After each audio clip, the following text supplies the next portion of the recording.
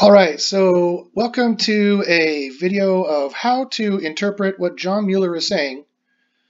John Mueller is this handsome fella here from Google, and he's usually a nice guy, but he's a public relations guy at the end of the day. He's not your friend.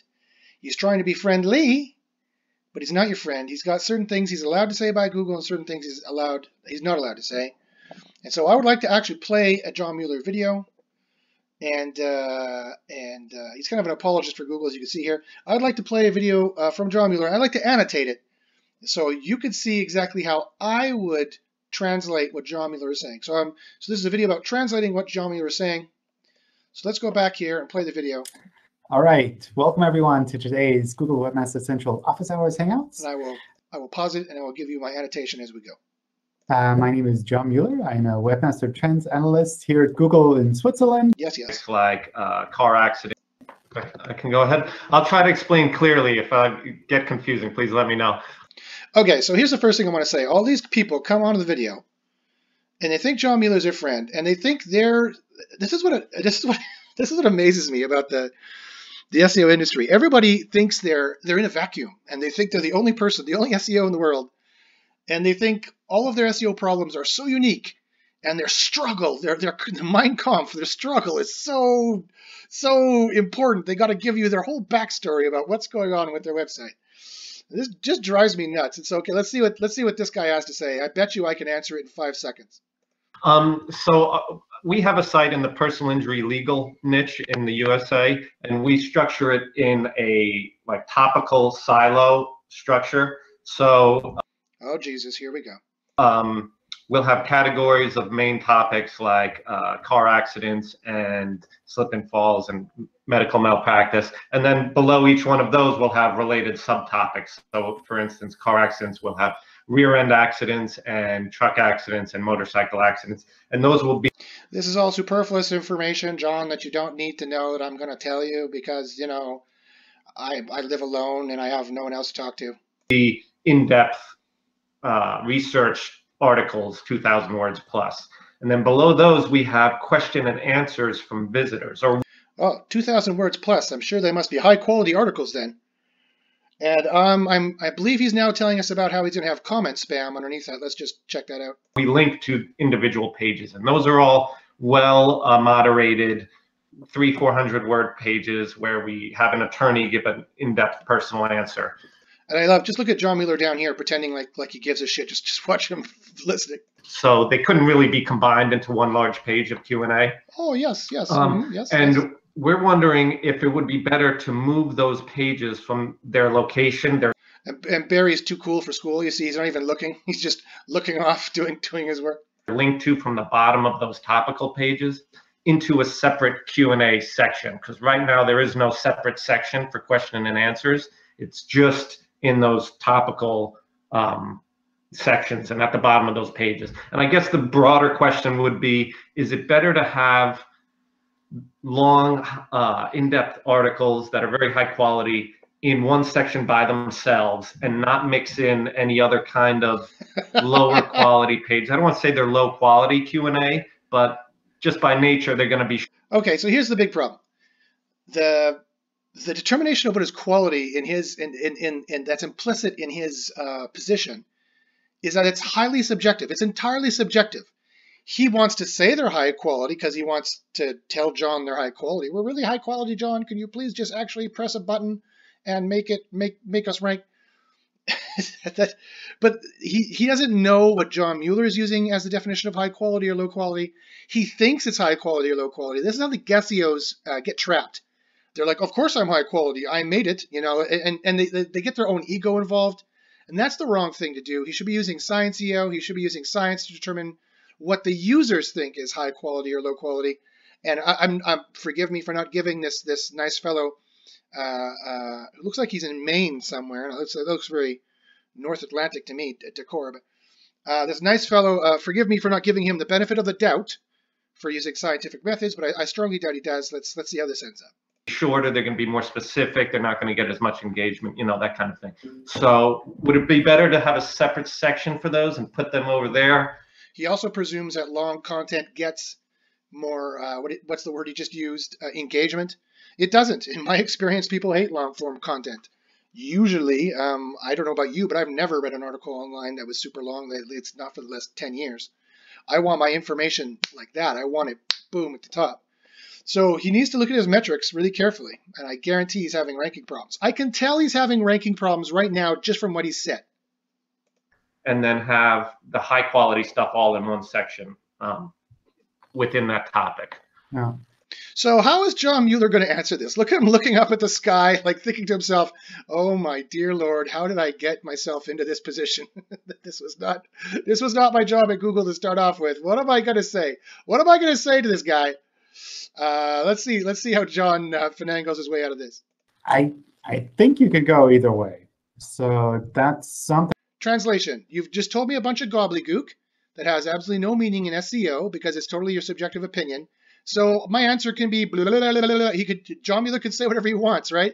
Gobbledygook in, gobbledygook out, right? So it doesn't matter. You could do whatever you want because in brackets. So this is how you translate John Mueller in brackets.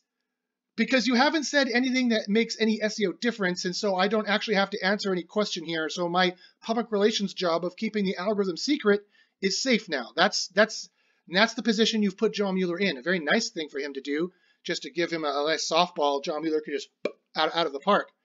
But let's see if he finishes up with any actual actionable information. But I strongly doubt it because, like I said, gobbledygook in, gobbledygook out. What I would recommend doing there is just trying it out and testing it and seeing what works best on your side. So with the Q&A content, I think that's something that might be worth trying out to see what you can do with that kind of content. If that's something that could be shown in featured snippets, for example, that might be helpful. That might also be something where you might say, well, I want to avoid having this content directly visible in search because I prefer people come to my site to get that information. It depends a little bit on what your goal is with that Q&A content. If it's more a matter of... You notice how John Mueller also just implicitly admitted here that featured snippet content, if people get the information they want on the SERP, they do not click through to your site. Because he just warned this guy, that implicitly he just warned this guy, that's what's going to happen. Well, you could use feature snippet content, and then in brackets, and then you get a lot of people seeing your content, and that might be good for you, end bracket, then open another bracket, but they're not going to click through to your site, and so you can't monetize them at that point. We get to monetize the traffic, because the internet is ours, we're Google, the internet belongs to us, we are the kings of the internet, we are the self-appointed censors of the internet, we're the self-appointed controllers of the internet. We get to monetize that traffic for some reason. No one else does. And so I'm just warning you, because John Mueller's a nice guy, but he can't say too much, right? So implicitly he's saying, I'm warning you and everybody else who's listening, if you get a featured snippet, yeah, you get a position 0 ranking, you get a above 1 ranking, but most people just read it and don't go through to the site. So if you get a featured snippet, make sure it's just enough information to hook them to be interested, and they click through to the rest of the site.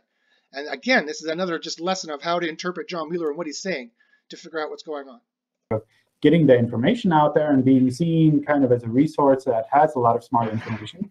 Or if your goal is more to get people to your site because you know on your site you can convert them best.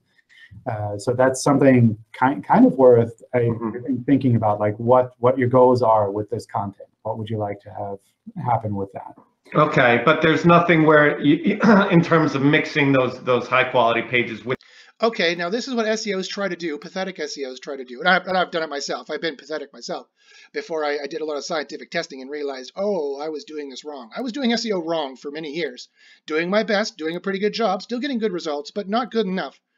And so he's going to try and frame things in such a way that the nature of John Mueller's answer will implicitly give away certain ranking results of like, well, if I put it in this silo and that silo, he's not going to use the word silo because that'd be too obvious. He just actually might break down and do it.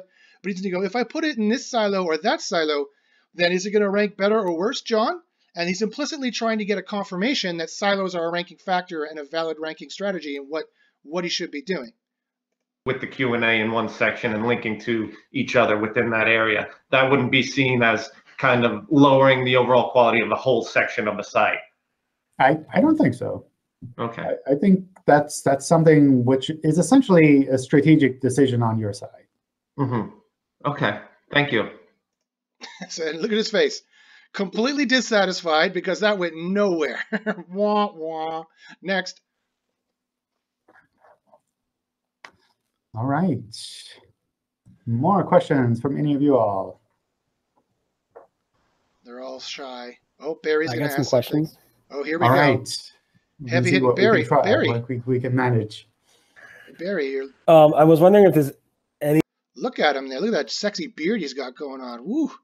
Barry's looking hot. Look at him right there. advice outside of the advice already given to those who were impacted by the August 1st-ish broadcore update. Is anything more you want to tell anybody about that hasn't been communicated outside of just keep working on your site and making it better? Not Oh my goodness. really. So that's something we've looked at together for a while to see what we can tell people about that. But essentially, these are algorithmic changes as they can happen anytime. And it's not a matter of us saying, like, these sites are bad suddenly and they need to change, but rather But actually, they are bad, and they do need to change. things have evolved. Like, things change overall. And then Users have clicked on different things, and we're using machine learning now to find out what people want and to close the loop of keywords to clicks. that can be reflected in the search results as well. So tough shit for you is basically what he's saying. We've moved on to a very dumb intelligence. I call it tank brain because rank brain's not that smart. And don't come back to me, well, it's actually a bunch of algorithms, not rank brain. You don't know that's any more true than I do, so just go suck a bag of dicks. But otherwise, I'm going to call it rank brain just for expediency's sake. And basically what John Mueller here is saying, no, we're pretty happy with how things have gone. We don't care how much we've destroyed people's businesses and livelihoods. Okay, thank you. My next question, I think my last question, is the new Google Search Console, the link report. In the help document specifically says that the report is more accurate, specifically because it was more accurate, and because of that, the links might be lower in the new report versus the old report, then less links, I guess. I think it says that. Now, this is I don't know if this is a strategy on Barry's part or he's just actually can't remember. Barry is one of the best at trying to implicitly ask questions. See John Mueller looking up here. He's getting ready to answer. He's looking up to see, that's in psychology, that's a creative face. He's looking up to see what he can creatively say. How can I creatively answer this? What marketing BS, what PR BS can I think of now to try and get out of this question? It's calculated slightly differently. So in our testing, we noticed some bigger differences, and we tried to get that as similar as possible, but it's calculated slightly differently. So it would be normal to see some amount of difference between those two reports. So here's the problem. It has to do with the way Google indexes pages. In my opinion, this is my hypothesis as to what's going on there, but it has to do with the way that Google indexes pages. They have all kinds of levels of indexation. It's not just indexed or not indexed. There's all kinds of levels of indexation, actually, and you can find this out if you look in the latest Google Search Console. You can have discovered but not crawled, and you can have crawled but not indexed, and then you can have indexed but filtered from search. And so there's these different categories of indexation, and at some level in the middle is when the link is going to start counting or not, because we've done experiments, and other groups like SAA have done experiments into whether de-indexed sites still pass juice, and in our single variable testing, in some cases they do. So I think that's what is going on there, that they're like, well, are we going to count these links? Are they on actual pages that we are allowing in the SERPs, and to what degree are we allowing them? We know of them, we've flagged them. We've discovered them, but we haven't crawled them. I bet you that's not going to be counted because they haven't crawled it. How could it be? We've crawled it, but it's not indexed. Okay, that's where they could possibly count the link juice, but those pages are not good enough to be in the index. But it's trusted enough to count it as a link, possibly, maybe. And then finally, it's indexed but not filtered. That's the more sure one, where it's indexed, it's crawled, but they filtered in search because it's useless for search, but it could still be a valid link. that's the one where it's most likely. So probably that difference there is the difference between the old Search Console and the new Search Console, more than likely. Just which databases are they going to pull out of to tell you what kind of links you got. Yeah, so the help document specifically says lower, but that the drop in links is not necessarily a reflection of your website, etc. But you can say it could be either way. It can go up. And that's why it's not a reflection of your website, a reflection of your ranking, because they decide what links they want to count. And they've already made that decision. The question as to whether or not they're going to let you in on it in Search Console is a totally separate discussion, a totally separate decision. Up or down, you're saying? Yeah, yeah. What has changed, like, to make it? Why is it more accurate specifically? I'm not understanding. So Barry is a smart man, and he's been doing this a long time, and so he knows there's something tricky going on here, and he's trying to get it out of John. Why is it more accurate? I don't know. Why indeed, John? Why indeed? What we be able to say there directly. So it's something where translation. I can't tell you, Barry. Stop probing in the right spot, giving me a problem and getting me in trouble possibly.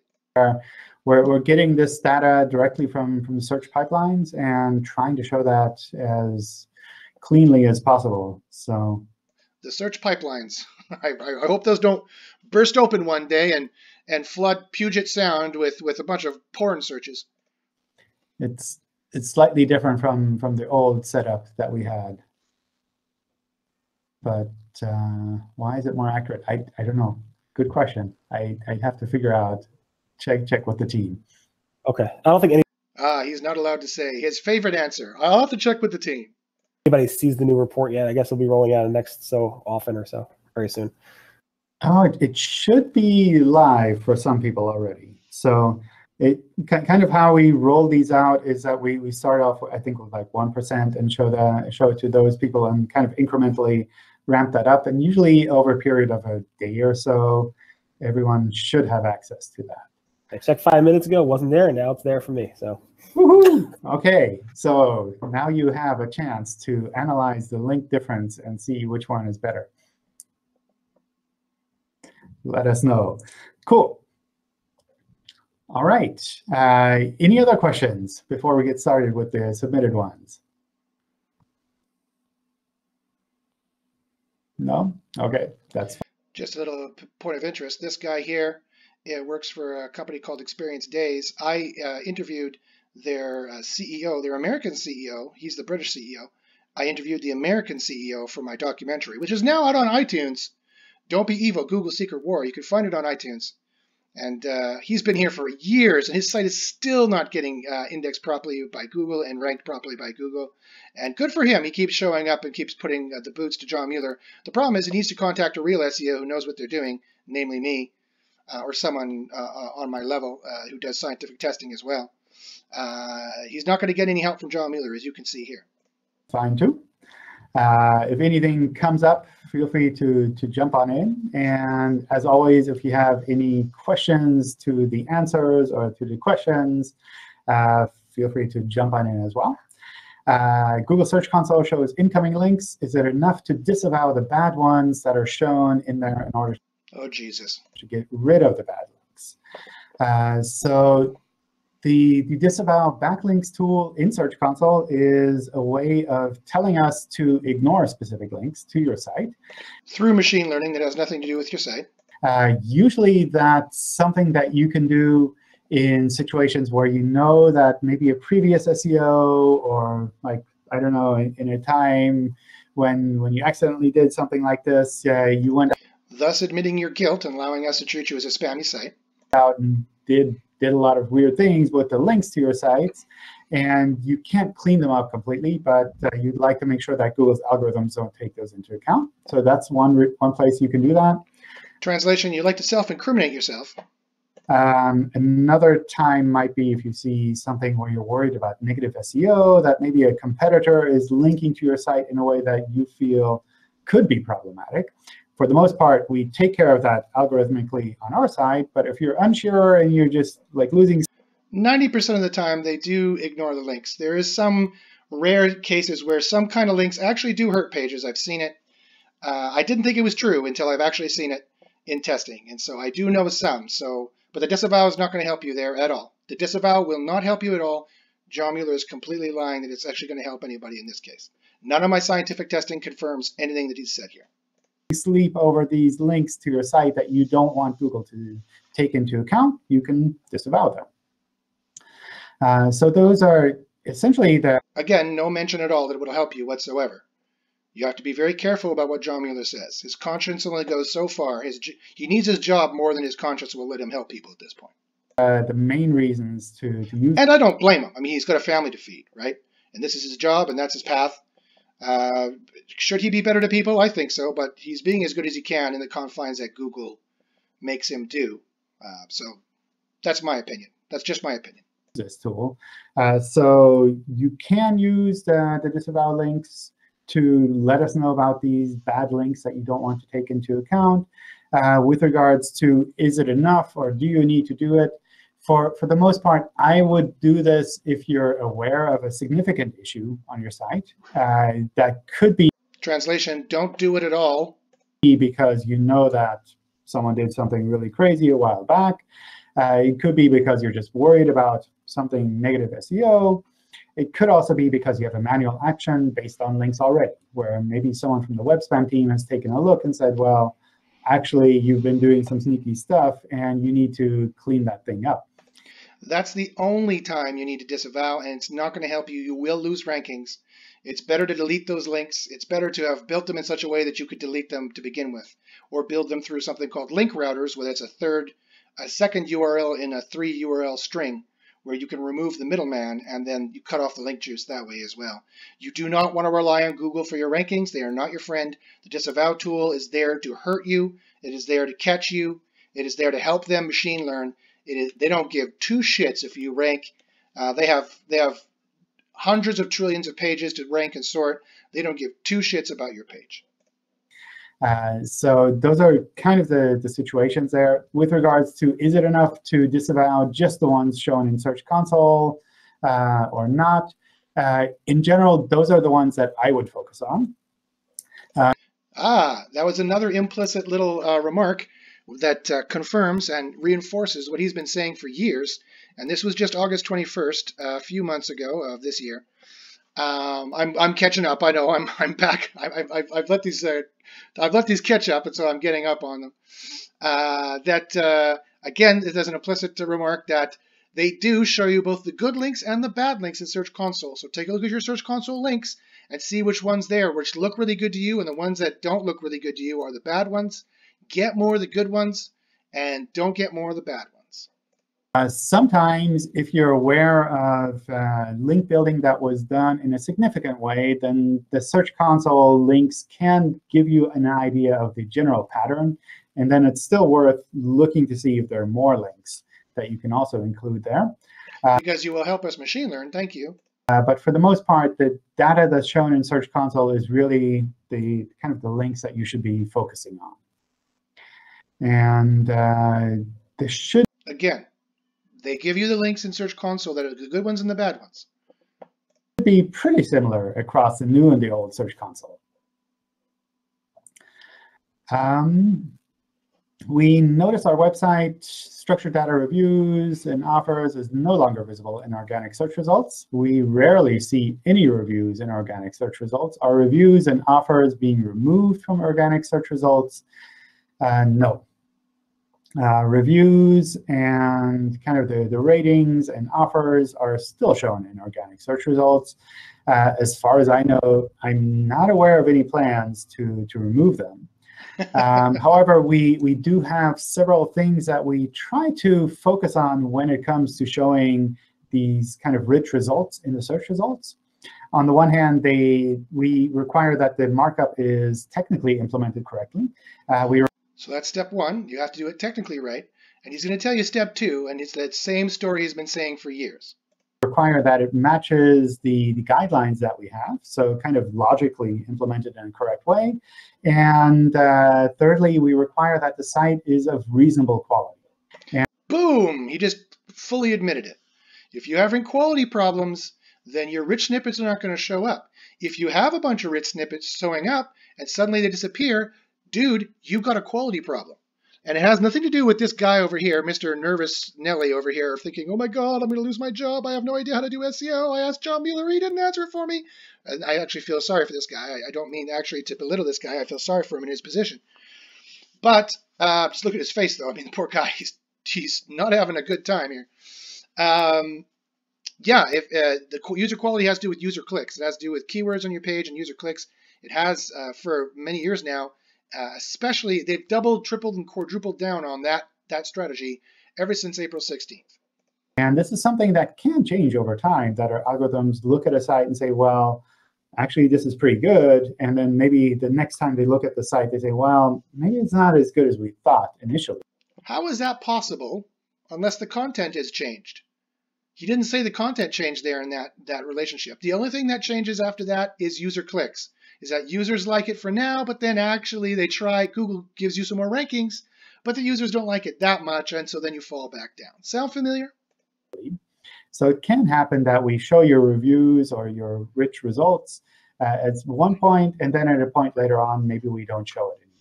And that's completely normal. Also, it's normal that we don't always show. Yeah, it's normal for them to derank sites, to hurt people, to destroy businesses on a regular basis. It's not normal for you, or if it's normal for you, then you're a regular SEO, you're a guesseo that's not having a very good time. You need to get in a group that's doing science SEO, but it's not good for you. And remember, he's not there to make it better for you. He's not there to make it all better. He's there to answer these questions and do a little dance and dance among the knives and not get cut, and then survive the lambasting he's going to get if he gives away too much information. Show rich results in the search results. For example, you could imagine a situation where all pages in a search results page have like all kinds of rich results, and that's kind of I don't know, too much from a visual point of view in the search results page. So sometimes we have to kind of pick and choose and say, well, in this case, we'll show reviews here. We'll show a video snippet for this one. Maybe we'll show some rich blah, blah, blah. The question goes on. After a recent Google search algorithm update, we've seen dramatic negative impact in our average position for our most common keywords. Our site has not changed. Can you how did they lose rankings when their site hasn't changed?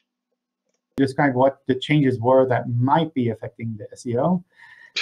Okay, this I don't know if this pisses me off or this makes me sad or sick. All these people come on here and ask a point-blank question. John Mueller, tell me the ranking factors. Like he's going to answer you, like he can tell you. Like they're not going to tell you that. They want to control the internet.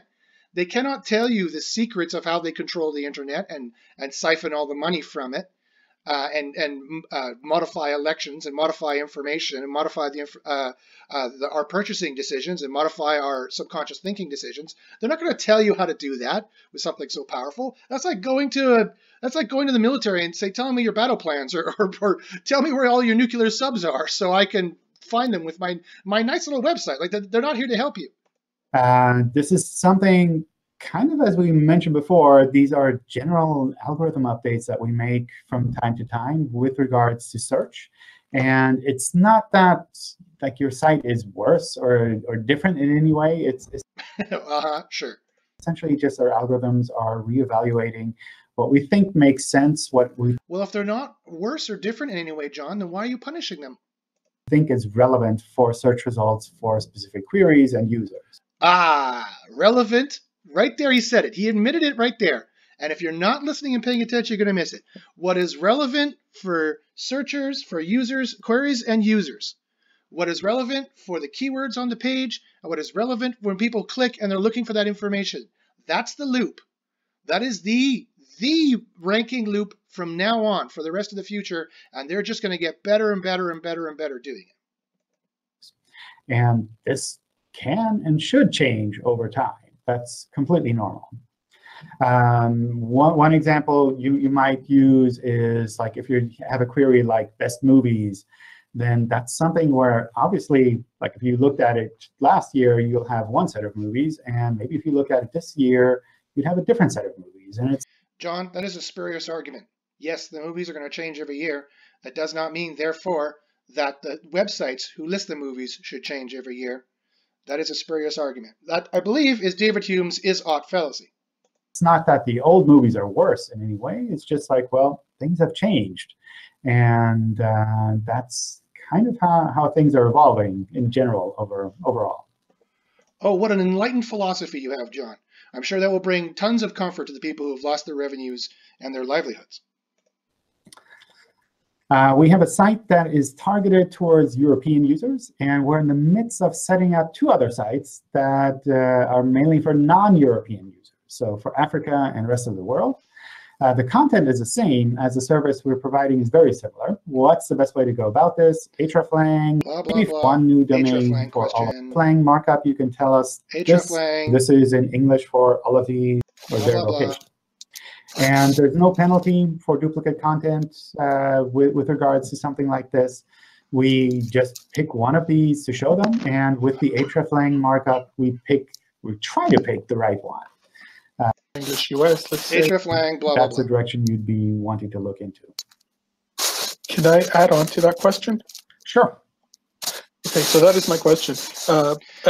About 40% of these Hangouts these days are people coming on who don't know how to do the hreflang properly. I admit it's tricky, but it's not that hard, guys. It's straight HTML. The same HTML goes on every page. You have an English, you have a French, you have a Spanish, page for page for page. You have to have the same hreflang code on the English page, on the French page, and the Spanish page, saying what is my English page, and what kind of English. Is it American? Is it Canadian? Is it Great Britain? Is it on the French page? What kind of French is it? Is it Quebec French, Quebecois French? Is it African French? Is it Parisian French? And then finally, Spanish. What kind of Spanish is it? Is it Mexican Spanish? Is it, you have to specify that. I believe you have to do at least part of that in the hreflang, but it's got to be the same on each page. It's dead easy. Don't come on here and waste our time. And I want to add, how do I tell Google which one I want for countries that haven't been specified? Oh, Jesus. You can, with the hreflang, so if it's a user in Canada that's searching, we have an X default version, like we'll send them to the X default version. .com and have all the sites linked to that? How do I read? So basically this guy's like, how do I read pages that tell me how to do HTML? First, you learn a language, and then you read it, and then you follow the instructions. If you don't know how to do HTML, you should not be in internet marketing. You shouldn't have a job as an SEO. Drive me crazy. So that's a good question. I don't think we've actually talked about that in the past. So one of the things with hreflang annotations is we need to understand the different versions before we read them. So for news content that you need to have visible fairly quickly, news content. hreflang annotations there. So that hreflang. Great. Thanks a lot. That makes my life so much easier. Fantastic. Cool. All right.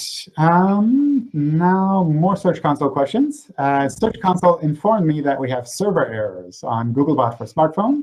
I checked the server logs, and there were 503 errors for planned maintenance downtime.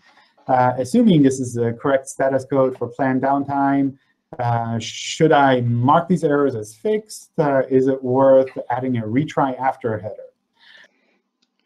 Okay, you all realize that marking anything as fixed in Search Console is not going to affect your ranking or do anything at all whatsoever for your rankings or help you in any way whatsoever. It's just going to make Search Console stop saying that it's bad, but they're going to go check it again and see if it's bad, and they're going to put that back up there. Why does Google purposely put tricks? It's like a rat who needs to escape a cage, and you give it a little bunch of buttons on the side that do absolutely nothing. And it's scared, and it's frantic, and so they're going to start pressing those buttons thinking it's going to do something. That's almost adding insult to injury, really, when you think about it. Why have something in Search Console that implies it's going to have something to do with your search results and your search rankings? And that does absolutely nothing. It's not useful in any way, shape, or form. It doesn't do anything. And you're tricking people into thinking it does implicitly by putting it there. And they're going to start clicking it. Why not give us a quality meter? Why not give us a color meter saying there's a red color, a brown color, and a green color? Don't even tell us what it relates to. and just show it in Search Console, and we'll try and change things until we get it green, because we think green means good. And that you don't even have to say it's quality. They're not even opening that legal quagmire of saying it's quality. Google's philosophy not only infuriates me, it baffles me it sometimes. But of course, they're a major corporation, and so, as in all major corporations, often the left hand does not know what the right hand is doing. Never mind the elitism, the moral elitism that the corporation also has. Usually the site is down maybe 1 hour every 4 to 5 weeks. So ideally, of course, you wouldn't have any downtime. In practice, sometimes you kind of have to take this into account, and maybe 1 hour every 4 to 5 weeks is not too crazy. So that's something we should be able to live with.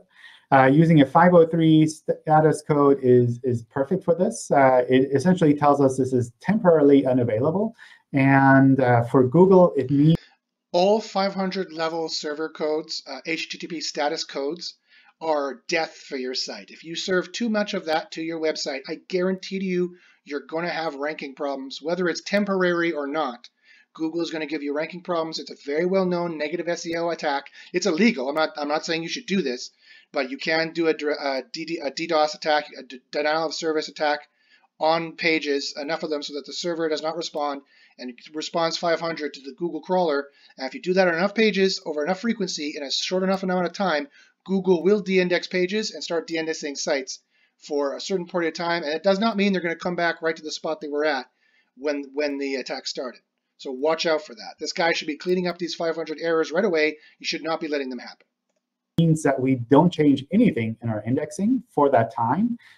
We just retry it a little bit later. And if it works a little bit later, then that's perfectly fine. So it's not that... But they're not going to let that go on for too long. These pages would drop out of our index because of a 503 error. It's not that they would rank lower because they're temporarily unavailable. It's essentially the correct status code here. The retry after header is always a good practice. I don't know how much we take that into account, because sometimes we see these types of headers in a very generic way, and we aren't always able to trust them completely. Exactly. It's how much are they going to trust it? If you say something like retry after 2 days, and we retry that after a couple of hours, that might be completely normal and not a sign that we don't trust your website. But if you're talking about a 1 hour downtime... Where do you start talking about trusting the website? You notice the danger there? He's just skirting past. He's saying, oh, don't worry, it'll be fine. Then that shouldn't be a problem either way. Regarding marking these as fixed in Search Console, using the Marked as Fixed feature in Search Console, especially in the older Search Console, is essentially just in the UI. So it doesn't change anything from the processing on our side. Then why is it there? Essentially just hiding them from you in Search Console. So it makes it look like this problem never occurred, but it doesn't actually change anything with the processing. So other than distracting SEOs and getting them, some of the foolish ones, to do something else that's not actually going to hack your algorithm. It's not something you need to do. It's something you can do if you want to kind of have a list of tasks that you're working on. You could also hit yourself in the head with a hammer if you wanted. You can mark these as fixed and say, well, I cleaned this up, or I double-checked these, and these are all OK, and let us know about it like that. Or rather, tell us that you fixed this so that we don't show this error to you anymore. But it doesn't change anything on our side with the processing. So if you're looking at a downtime of an hour or so for your website and you serve the 503 properly, then I think that's perfectly fine. You don't need to do anything additionally there. If you're serving a... Except for stuff that will affect your rankings, and it's actually very important. 503 for a longer period of time, like several days in a row. Oh, here we go. That's something where our systems might start to worry about your site. Uh-oh, pay very close attention. And say, well, how temporary is this downtime, or is this website completely gone now? Should we start removing pages from search because of that? So if at all possible, make sure that you really limit the downtime to something reasonable. And something like an hour is... And reasonable is completely within the definition of Google, because we control the internet, we have the position, we get to define the truth. Is kind of reasonable. Of course, people expect that things are available all the time, but something like an hour, if you have a nice 503 page that tells the user that, hey, we're temporarily down because we're doing backups or because we're doing something, that's perfectly fine. Can we also use a 303 status code after moving from HTTP to HTTPS, or is only 301 recommended? We strongly recommend using a clean 301 redirect on a per URL basis for HTTPS migrations. Yep. So you can use other types of redirects. Blah, blah, blah. Move that is moving from HTTP to HTTPS. Redirects, then that makes it such that we kind of have to reconsider and think, well, are they doing something unique here that's not just a generic site move? And don't make it hard for Google. Golden rule of SEO, do not make it hard for Google. And don't be so silly that you can't follow simple instructions and do simple HTML. If that's the case, you really are in the wrong business. And then at that point, we have to reprocess really each URL individually and think, like, what is the webmaster trying to do here in this specific case? And that makes these moves take a lot longer and makes it a lot harder for us to just pass on all of the signals. All of my arguments against Google aside, yeah, if you make it tough for Google to figure out what you're doing, well, then guess what? You're not going to rank so well. To the new version of the site. I have a website, and it's a YMYL website, and we're doing good. Oh, God. But fighting hard for getting ranking with my competitors. They have a good page rank, and their content is not as good as ours. What can I do to grow as fast as they are? Again, this is completely subjective from their part. They look at their competitors, and they're like, they're not as good as I am. Well, obviously they are, because they're ranking above you. And so by some metric, the only metric in this case that matters, Google's metric, yes, they are better than you. So get with the program. Stop whining and just replicate what your competitor is doing better. I don't have any kind of magic bullets that you can take. And also, sadly, he's asking the wrong question to John Mueller, and you get no penetration here. And also, sadly, he or she has been reading the SEO guessing as to what's going on. It's your money in your life. It's YMYL. It's EAT. It's They have no idea what they're talking about. They have no scientific basis for these decisions. They have no idea how SEO is working. They haven't been testing using Quora software to know exactly. I can tell what Google is doing in 5 seconds. 5 effing seconds. Well, that's an exaggeration. Sorry, 5 minutes. It takes 5 minutes to run a report in Quora. So, I digress. 5 minutes. And sorry, you have to wait an additional, whatever it is, 255 seconds to get the report out of Quora. But I can tell you what Google is doing from one change to the next by running a diff report in Quora. If you don't know what that is, email me at joshbachynski@gmail.com. You could try Quora with a 25% discount per month, in perpetuity. 25% off Quora in perpetuity for bit.ly/get-Quora, bit.ly/get-Quora. It is the best and the only just press a button SEO. It's just press a button that tells you what to do, you do it, and you rank. And it does so much more than that as well. It's a measurement tool, a very precise measurement tool. But anyway, I can tell in 5 minutes when John Mueller is fibbing here. And these people who ask these questions about your money or your life, they have no clue what they're doing. They have no idea. To any website, regardless of its kind. And I have no idea how to answer this question. There are a few questions like this that were submitted with regards to individual sites. And pretty much for all of them, I don't have any kind of magic bullet that you can just apply and say, well, this makes your website so much better than all of your competitors. Because it's relative to the niche and to the traffic and what they're looking for. I mean, it's so obvious what the answer is when you start really taking a look and thinking about what John Mueller is saying and just not thinking, oh, it's your money in your life and PageRank, it's links. Buy more links. But I'm not supposed to buy links. Don't tell anybody. But buy more links. And they're buying the crappy links off of Fiverr. That's not such a good idea. It's really something you have to work out on your own. And what sometimes helps is to get input from other webmasters who've worked on other websites. So going to a webmaster help forum can be really insightful to get feedback from other people who might look at your site and say, well, this is a fantastic site, man. It should be ranking more, and I should recommend it to all my friends. or they might look at it and say, oh, this is so ugly. This is like from the 80s, and you Translation design matters. should be doing something different, where it's worth taking all of that feedback into account. And that's not a half bad suggestion, folks. It never hurts to get impartial feedback. I like to use Crazy Egg or Hotjar to see what my actual traffic thinks. Buy Facebook traffic and see what they do. Get your audience correct on Facebook as to being actually something that's going to be useful for your site, that's interested in your site. Send that traffic to the site and see what they do with Crazy Egg and Hotjar. And you can see in Crazy Egg and Hotjar, either one of those heat mapping software, very quickly what they don't like and what's wrong there. You can fix it very fast. Or you can ask people's opinions. You can do that too, but my way is better. And some of it you might. Okay, blah, blah, blah. Hi, John, I have a related question to that one. Sure. Uh-oh. If I could. In terms of your money or your life sites, the recent quality rater guidelines that came out seem to focus a lot more on creator reputation and site reputation, particularly in the area of those types of sites. And with the recent update, it seems like a lot. Oh, I know a secret here.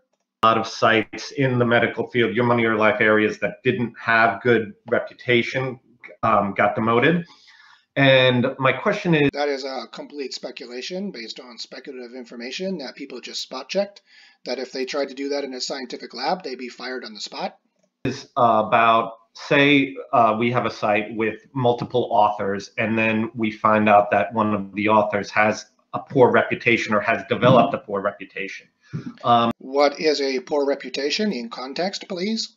Is there a way to remove the author from the site but keep the content, in that we have editors who review the content and make sure it's all good and it's still good quality, but because this negative reputation is attached to it, it will demote the quality of that content and then the site overall, because it's look at that shit-eating grin on John's face. The entire group of content. Is there any way to deal with that?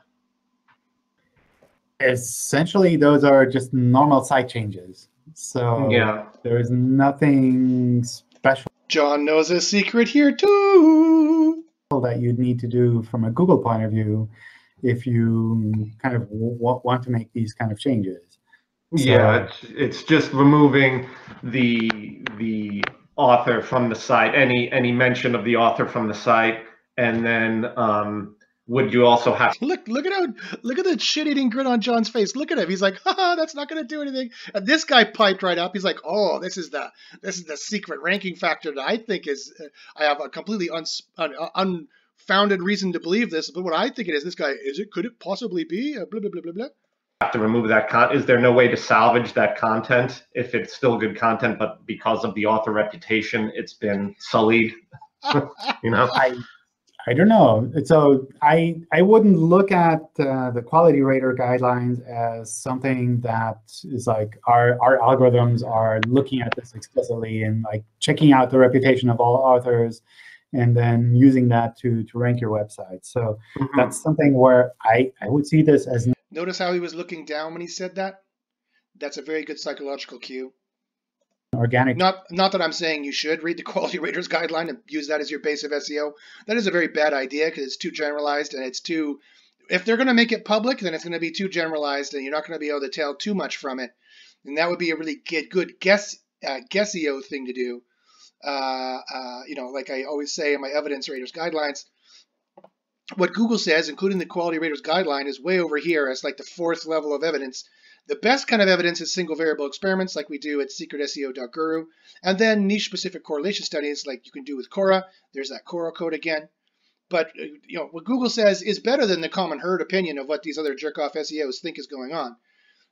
But it's still nowhere near as trustworthy and nowhere near as direct to the truth, direct to the actual causal powers that are going on for ranking factors than single variable tests and correlation studies. Change on your website, where if you're saying, well, I don't want to be associated with this person anymore because they've turned out to be a terrible person, and all of the content that they've written, looking back, I don't even want to have on my website anymore. That's something essentially like an organic change on your website that and just over time, Google would pick up on that and reprocess everything. And yeah, I mean that's that's essentially just normal content changes as they happen.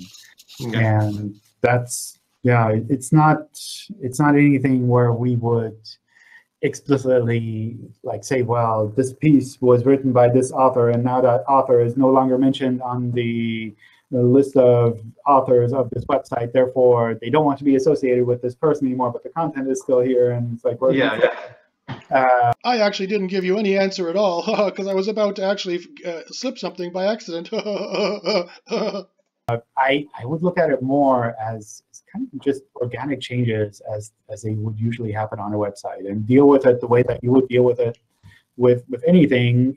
If search engines weren't around, like what would you do in a case like that? Is this so bad that you want to remove all of this content, or is this just something where you say, well, I just don't want them to write new articles for me anymore? It's yeah. Okay. Thanks. Okay, so look at this guy here. Here. Let me explain to you the fallacy of this loop, of this information loop. This guy thinks he asked John a question and thinks he got an answer. This guy thinks he read between the lines and John confirmed that somehow author rank is still a thing, right? That's what they think. We've known this in the industry for years, and it has been a thing and not a thing. And she's not sure at all that actually, she thought, because she perked up when he started talking, but she's not sure. Look at her face. She's not sure at all that she actually got the information. This guy's off in the reeds. He's not sure he got the information. So now he's going to try and get the information out of John again based on this question is my hypothesis. Hi, John. But that's the fallacy. I just want you to know that these guys think this is the loop. It's like John Mueller's a drug dealer, and he just gave them some drugs. And see, they give them some drugs, and they think they're like, oh, she's afraid she didn't get the good drugs. But they're like, oh, I think this guy thinks he got the good drugs. And they're coming here for their dopamine. They're coming here for their information. And it's just a loop where these SEOs have no idea what they're doing. This is not the way to learn SEO. This is not the way you should be doing it. You can listen. You can get information here.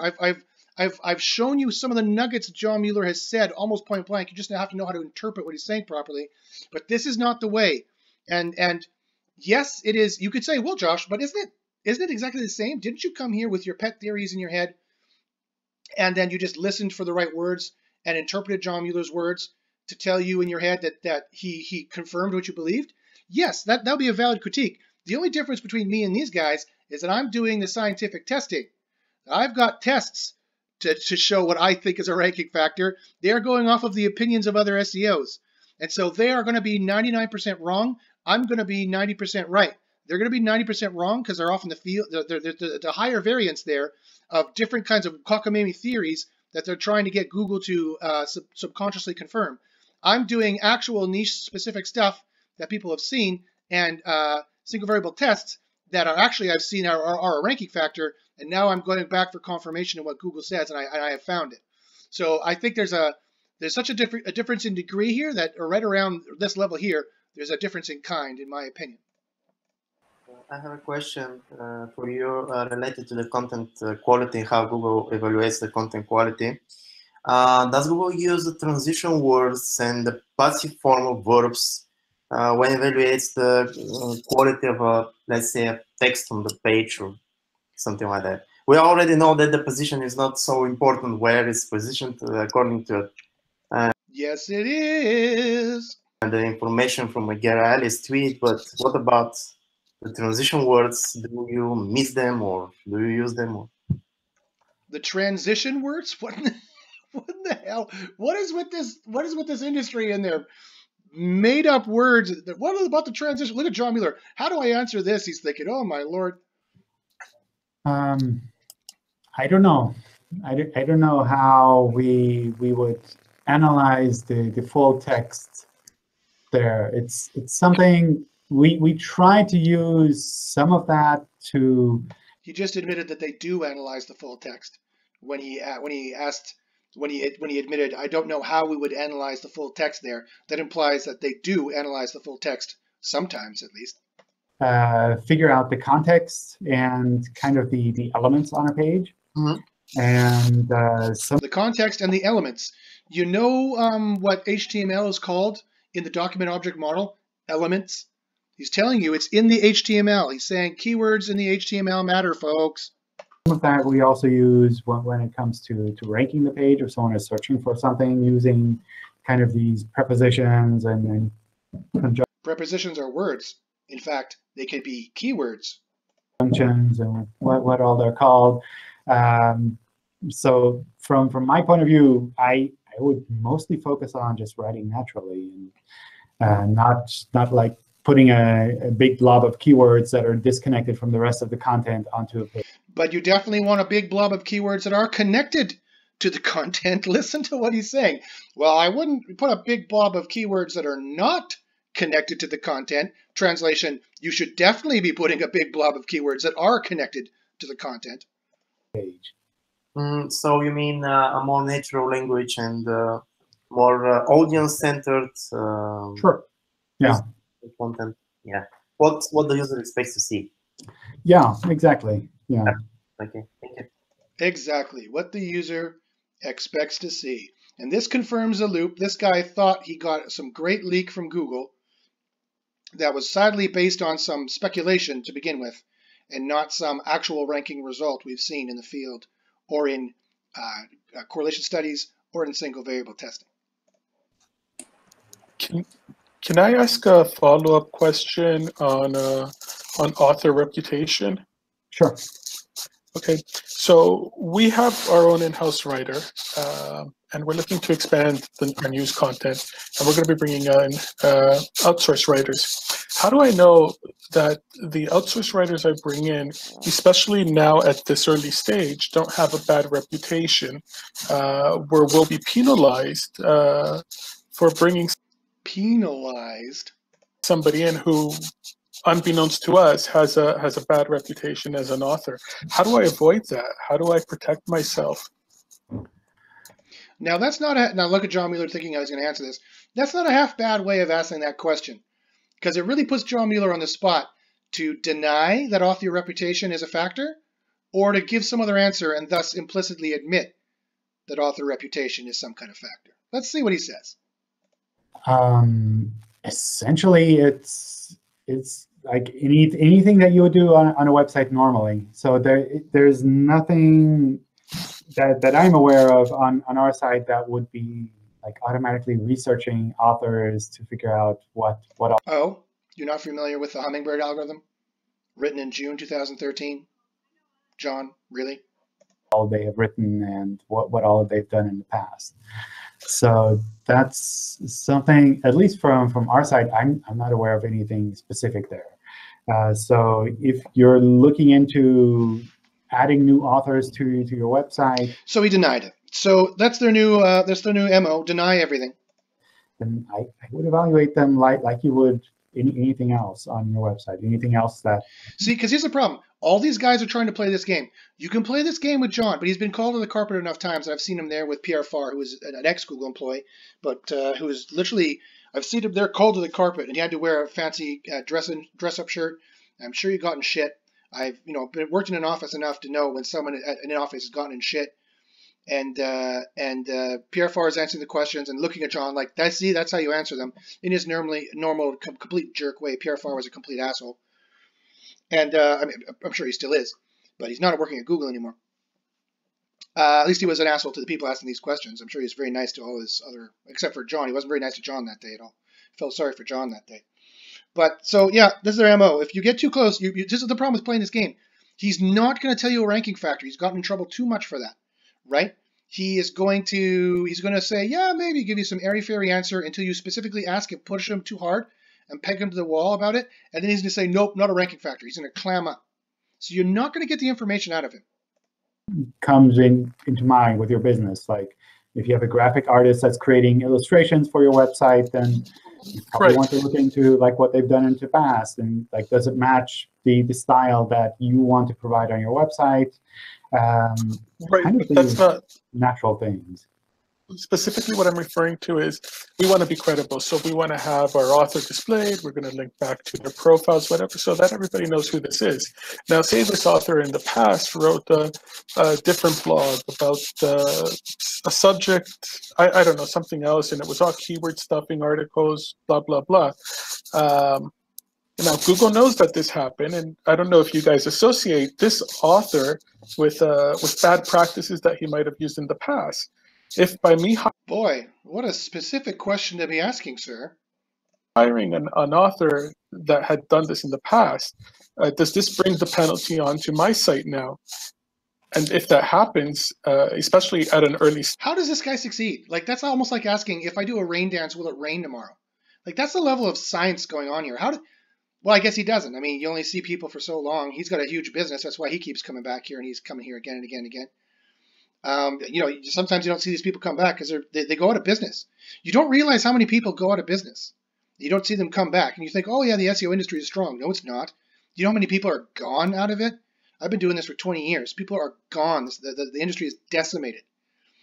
So people asking non-scientific questions like this, which are almost like, what does my astrology sign say?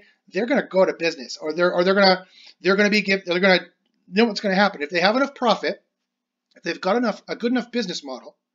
Because that's the sad thing. It's like, what happens? Everybody above this line has a good enough business model that they can afford to pay the Google tax. What is the Google tax? AdWords. That's the Google tax, and it costs a lot, anywhere from $5 to $50 a click, depending on what kind of niche you're in. And so Google takes a tax out of the Agora, the worldwide Agora, the internet, the worldwide marketplace. They are the concierge of that marketplace, and you have to pay a tax to the concierge. And all the gray hairs and all the politicians of all the world who are too stupid and too old and too dumb to understand what the fuck is going on here, Google has now got a tax out of it, and they control the information, they control the truth, they control all the commerce, all the B2C commerce anyway, a lot of the B2B commerce, right? Everyone touches Google in the sales cycle somewhere, usually to look something up. I mean, I think quite often, a majority of people do anyway. And then you got Amazon and Facebook trying to jump in that mix too. They're no better. They're absolutely no better than Google, so I'll lump them all in this argument. And then onto this red line is people whose profit is just not good enough to pay the Google tax. And what happens to them? They go out of business.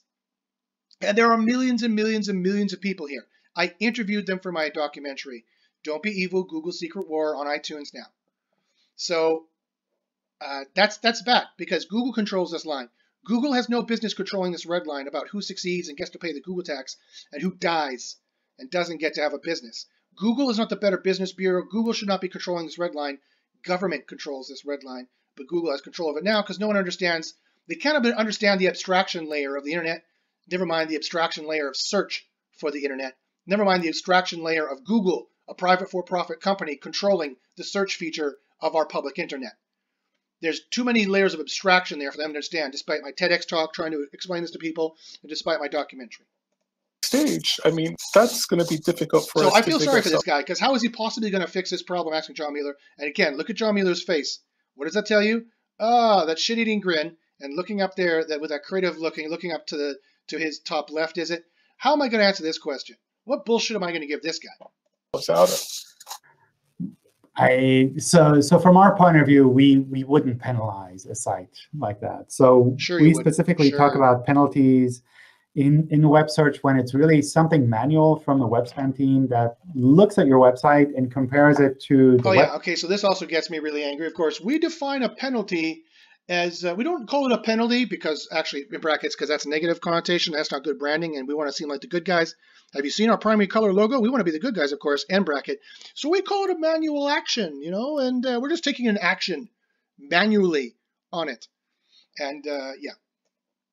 It doesn't matter. At the end of the day, if it looks like a duck and it smells like a duck, it's a duck. And if they're demoting your site, if they're penalizing your site, if they're taking away your rankings and taking away your revenue, which they are penalizing you. They are hurting you. They are enacting a negative action on you. You can call it, they can try and dress it up any which way they want. Webmaster guidelines that we have and say, well, this is clearly wrong, and our algorithms could be confused by this, therefore we have to take manual action to kind of tackle this issue. They're forced to take manual action. With regards Valiant to manual authors, action. At least protecting as far the internet as I know, against we don't all have the any spam. systems that like research the background of the authors and then treat that website as lower quality just because they've written some bad things in the past.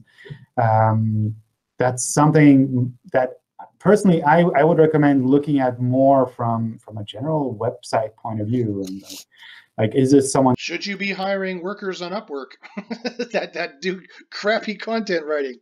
That's what he just said there. That you want to have associated with your website? Do you think the way that they write content matches the style that you want to provide on your website?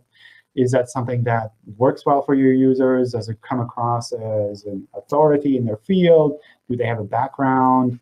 Like all of these things that you would kind of just naturally do, and not specifically change that in any way just because search algorithms are also involved.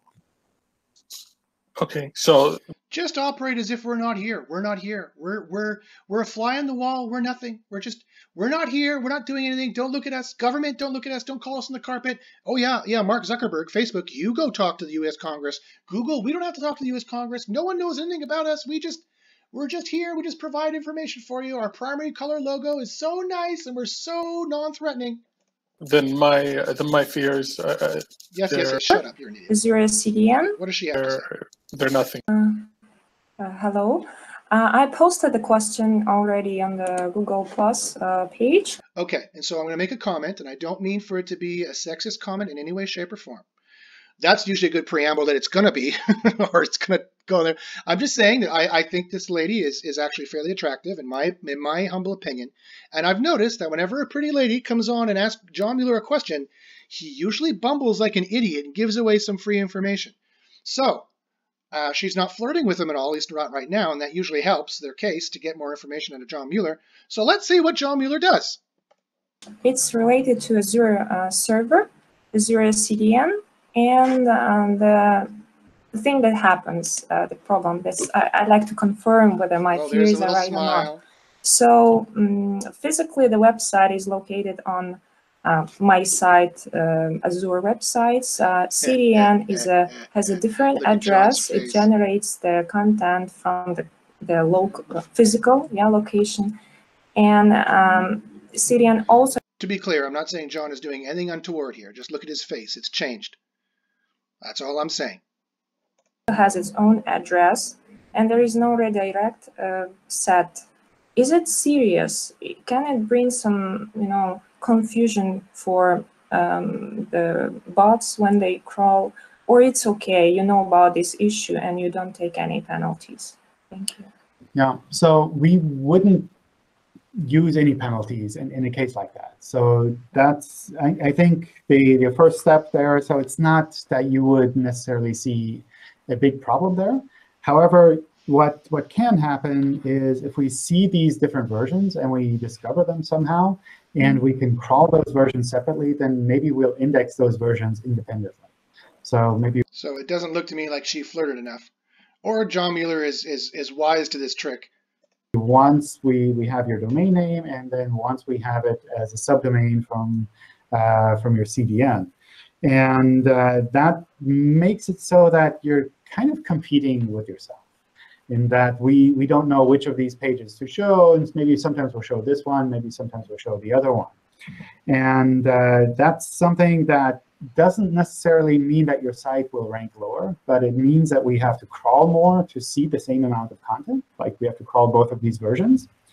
And it means that it's not clear which URL we will show in search, because it could be this one, it could be the other one. So what you can do there to tell us which one you really want to have indexed is, on the one hand, the redirects that you mentioned, if that's possible to set up. The other is a rel canonical tag on the pages to tell us this is the canonical URL that I want Google to use. And then what you can also do is put the URLs that you want to have used in a sitemap file to tell us that these are the ones that I really want Google to use. And finally, what you can also do is, with the internal linking, link to the pages that you want to have used. Internal linking is sometimes a bit tricky because sometimes. Pay attention. This is important. Sometimes it's helpful to have relative URLs for the internal. Sometimes it's helpful. Sometimes it's helpful to have relevant URLs. Links.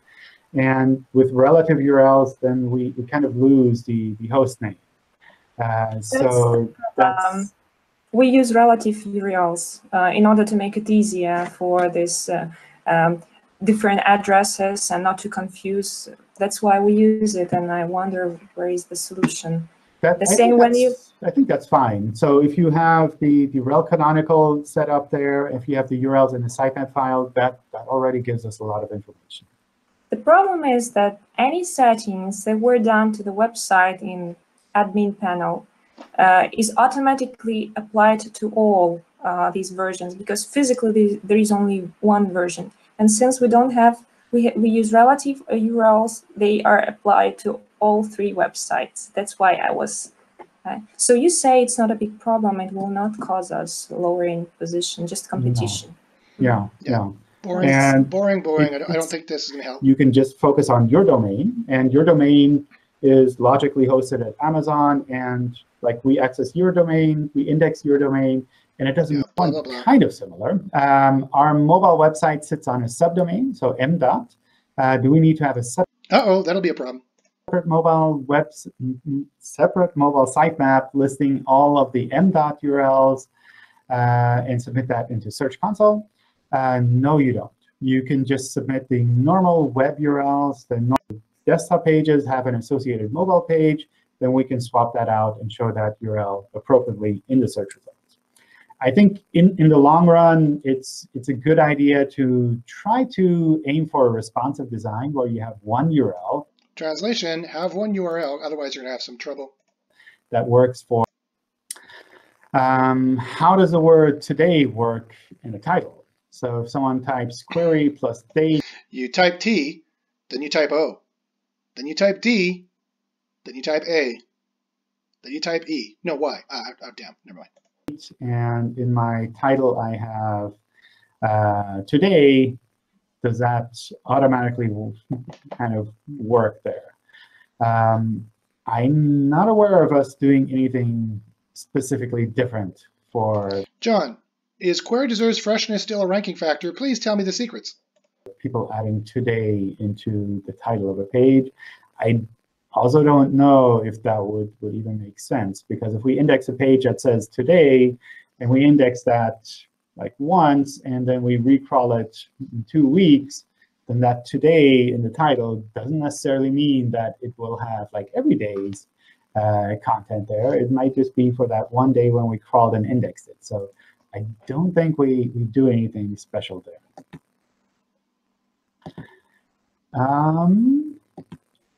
Let's see. After the August core update, websites from the US that are not delivering to the UK are showing in the first results of mini keywords in our industry. Will this change anytime soon? So the core update was so screwed up that sites, and it's demoting so hard that sites that are meant for the US are showing up in the UK and vice versa. John, what the hell is going on? I don't know with regards to will it change anytime soon. It's really useful to have sample queries for any types of questions like this. So if you can send us, you can send it to me, you can send it to Gary, or just submit feedback in the search results. Queries where you see that we're obviously showing things wrong, then that's something we can take to the team, and we can discuss with the team to see what the best approach there might be. And from time to time, we get comments like this saying, like, you're showing search results that are from a different country, and they're not relevant here. And it's something that is sometimes tricky to balance out, because sometimes content is internationally relevant, even though it's hosted or initially targeted for a different country. So that's something where if you can give us generic queries, kind of common queries where the search results that we provide are obviously wrong, then that goes a really far way for us to pass that on to the more obvious these search results are wrong, the more likely the engineering teams will be able to take action on them. But we need to have those clear examples.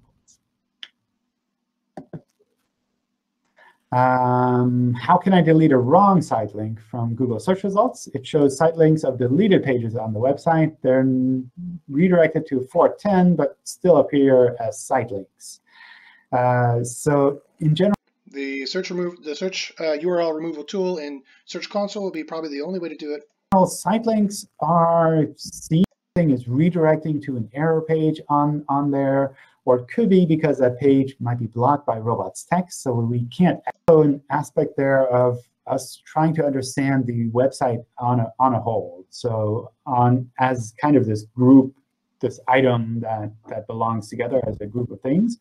In particular, when it comes to new pages being added, we try to figure out like what should we do here? Should we crawl these really quickly and get them indexed as quickly as possible, or is this translation? If you're having trouble getting pages ranking, then you probably have a quality problem. So you need to take a look at that.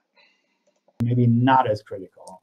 That we don't actually. Also, take a look at your crawling rate, your indexation rate, crawl spikes. All that will give you an indication as to what your relative quality is as far as Google is concerned. And that could be all good diagnostic tools to tell you that you need to improve your quality as well. Need to index them that quickly. I don't know if that's really a good long-time strategy. On the one hand, work on the website overall. Let's see what that was. To improve its quality overall. Mm-hmm. And on the other hand, also make sure that the individual pages are good. So that's something where if you're aware of your website being mostly subpar, then that's obviously something you can start working on. And if you improve that incrementally, then over time, we'll try to take that into account as well. But just improving like 1 or 2 pages and leaving the rest of the website in a state where you're saying this is obviously bad, I don't know if that's really a good long-time strategy. All right, let's see these final questions here. Your website will be back to normal. It really depends on the hack itself. Okay, can you hear me? Yes. Okay, just made it in. Let's see these final questions and see if there's any brilliance that I can annotate for you that John Mueller says. In the first case where you can clearly recognize that maybe I just want to say, look at this guy's face right here at the bottom right. He is not happy. Wah, wah. He did not get his answers. This is not good. Added a bunch of content. The content's been removed. You set 410 headers. The penalty has been removed. Just what's a typical kind of scenario in that case, I guess? Should we you're screwed. Why are you using 410s? Get a new domain. Start again. If you're going to that level where you're starting to 410 stuff, you're messed up. You did it wrong. It's going to take as long to recover as it took to bring down. He thinks the rankings are his and that he can get them back, quote unquote. They were never his. They were always Google's. Google is a digital pimp slutting you out whenever they feel like it, and it's their show. It's their bar they slut you out in, right? That's. I hate to use such a crass metaphor. I could use a different one if I wanted, but it's their rankings. It's not yours. It was never your rankings to begin with, and so you're not going to get it back. You might get ranking good again, but they're going to be different. All the keyword families are going to be totally different because all your content has changed. And all the relevant content related to you has changed. And all of the random attempts of RankBrain to try you out for queries have changed. And the traffic has changed. You don't ever get the rankings back, and they were never yours to begin with. Essentially. So John, how long is it going to take for all that relative stuff to happen? Now look at him looking up, trying to think, how could he possibly answer this bullshit? If it's clearly a section of the website and you've removed that completely and you've kind of taken care of that fairly quickly, then I would expect that to settle back down within a couple of days. Okay. So fairly quickly. But if it's been a really long time there, and especially if it's spread out across a lot of different pages, so one example that we sometimes... Mental note. Deleting an entire section of the website actually might not be such a bad idea, especially if that section of the website is not your monetizable content or not the main content you want to rank for. Just saying. See is that hackers add hidden links on all pages on a website. Then suddenly you have all of these pharmaceutical terms all over your website. Then that's those nasty Canadian pharmaceutical companies. Something that just takes a long time for us to actually reprocess and understand again, like, what is this website really about? How should we be showing it in search? Right. Oh, so internal links and keywords matter, huh? Thank you for the implicit admission. Waiting for a reindexing, perhaps. Okay, thank you. Yeah. All right. I think we're time-wise towards the end. Maybe if there's one last guy here has a question live here. I can jump in and grab that as well. Look at him. He's getting ready. Okay. What else is on your mind? May it be me? Yes. All right. It's so, Pavel. we have a client here that is blocking mostly all of the US, Canada, European countries. He is looking for the Basically nuclear biggest countries vessels. in the world that we think that Googlebot could crawl our site. So in the end, we did that. Our site is not getting verified because whenever we get into Google Search Console and we try to verify it, we get server timeout. And also another problem is that we have two separate sites, but listed for the same domain. So it's like demo and domain and site and domain. So for some keyword searches, we get the demo site, and for others, we get the live site. And we Uh-oh. Well, then you should be, obviously your demo site should be behind a firewall, some kind of login wall. You should be roboting it out, or you should be no indexing it on the pages so Google doesn't index it. even added to the demo one, disallow for, and also no index, no follow. Why is this happening?